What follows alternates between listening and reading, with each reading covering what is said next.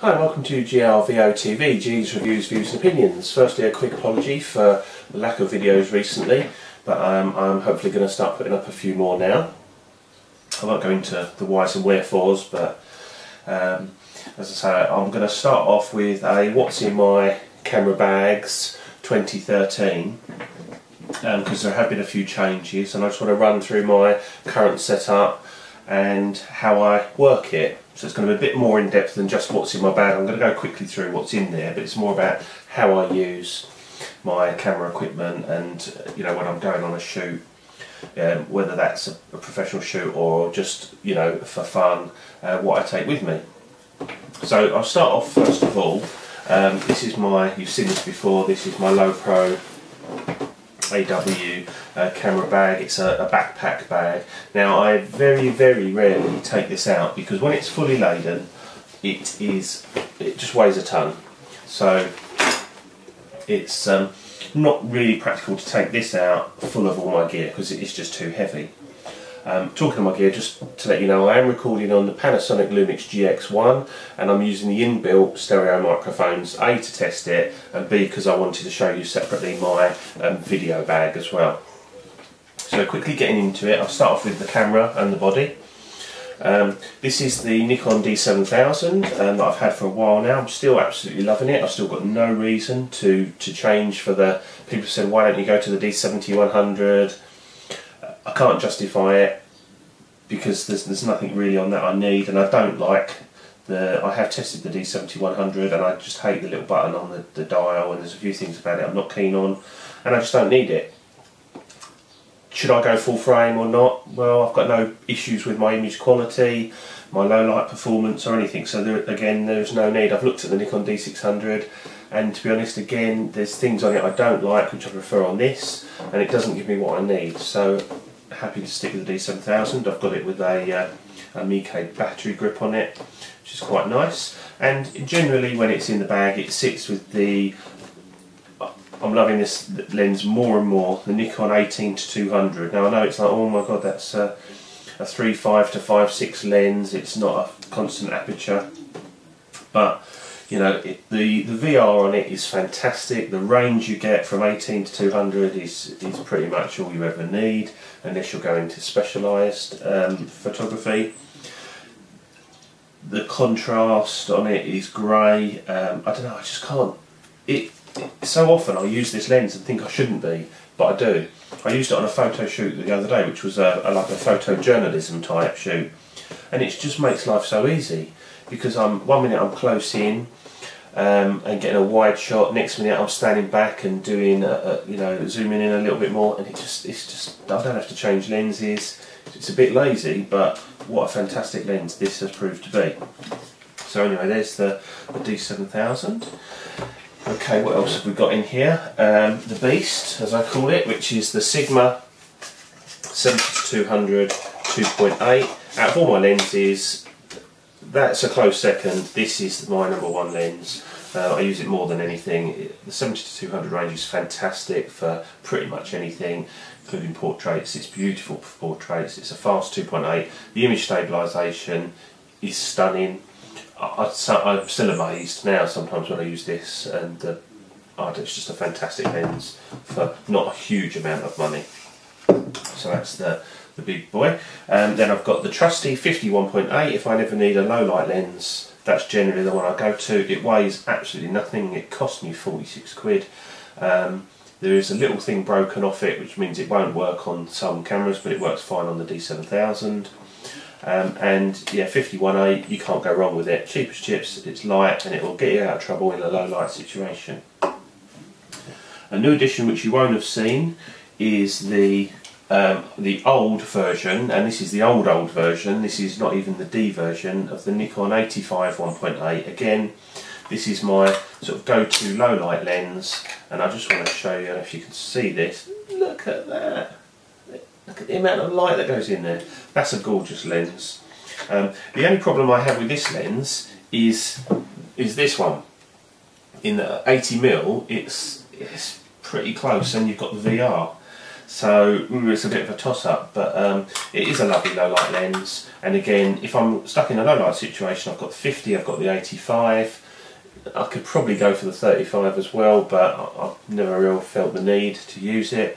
So those two lenses basically are my low light lenses, and I'm going to do a review on that one later on. Okay, I've got a couple of filters. I've got my trusty old light meter, which I've never actually used in anger, it's just in there.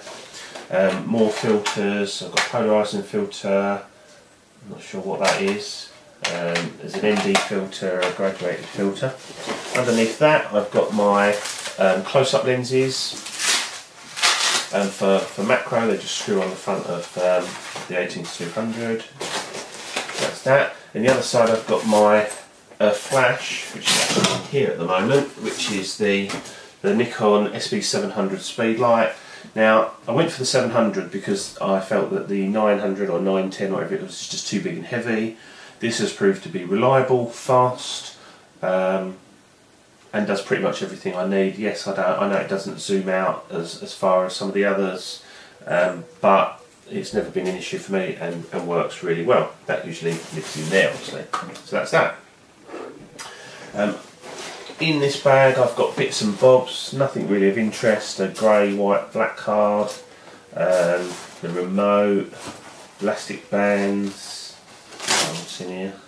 A compass, and then in here I've got like torch, glow sticks, a penknife, some pills, and that's about it really. And that's it for that bag. There's a few other like flash fittings and bits and bobs in the sides, but nothing too exciting. So that's that. I actually knew that was going to happen at some point, but hey ho. Okay, so when I actually go out on a shoot, generally I take the Think Tank Retrospective 10. I did have the Retrospective 20, but I found it too tall and narrow, and I prefer this to work out of. Now, when I go out, the camera with the 70-200 with the lens hood reversed does fit in. It's a bit tall, but it does fit in, and you can still flap the flap over. And then I generally have the 85, the 50 one side, and then the flash and a mid blower on the other side. And I can pick and choose what I put in there. In the front I have my rapid strap, which I'm actually loving. This is called a quick strap focus, and it sort of goes over like that, and you've got the strap under there, like that. That's how that works, and that happily will hang my D7000 with 7200 absolutely securely, and it doesn't move. It's a fantastic little strap. Bits and bobs in there, another knife, lens caps. There's a bit at the back, but nothing in there at the moment. So yeah, that's my working bag, and it's actually starting to show a few signs of wear and tear now, which is nice. I like it, the weathered look. So that's that. Then next, if I'm going to do any videoing, I have my video bag, shockingly. Now in this is a little low pro. Again, it's sort of weatherproof. We have a pair of LED video lights, just sitting there quite nicely, and that's designed to it can go on there or on a light stand or whatever. In the middle, and this is a low pro attachy bag, which you can attach to the outside, but it just all fits in there quite nicely. I just picked these up off eBay. I have me little muffy things, wind muffs, and leads for my Zoom H1 recorder. So that all is, I know it's a bit overkill to have all that in a bag, but I had the bag, it fits in there beautifully, keeps everything nice, and it's great. I've got my loop, which you don't have to just use for video, and that just clips on. It's just a cheapy one but works really well for video. I have my Zoom H1, which is again in another low pro bag, and I've got my lapel mic, the Zoom H1, and a Joby Gorilla Pod to sit the recorder on, and that all goes in there nice.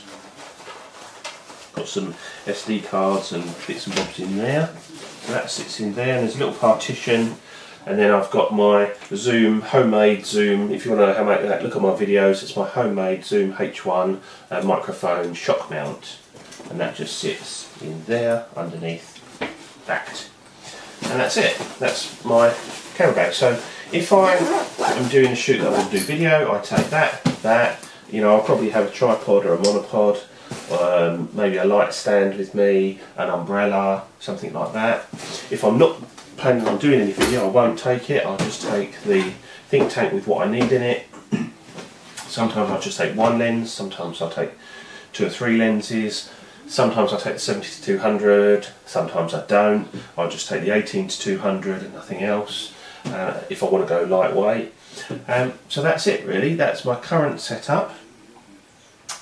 If I'm, just one more thing, if I'm doing a shoot like I did the other day, which is a photojournalism type shoot, then I will take the DD7000 in the think tank bag, and I'll also take the GX1 as my backup camera, and as I say, there'll be some videos on the GX1 later on.